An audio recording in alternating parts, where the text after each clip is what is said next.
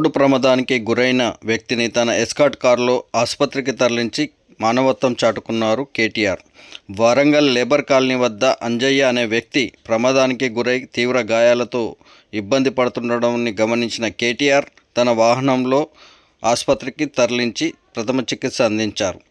MLC ఉప ఎన్నిక ప్రచార నిమిత్తం వెళ్తున్న కేటీఆర్ అతన్ని చూసి తన కాన్వాయ్లోని ఎస్కార్ట్ కారులో అత్యవసర చికిత్స కోసం వరంగల్ ఎంజీఎం ఆసుపత్రికి తరలించారు.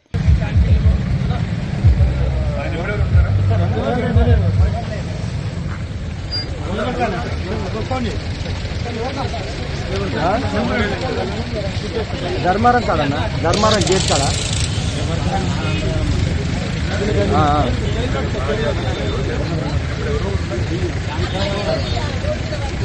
లేబర్ కాడ ఇక్కడ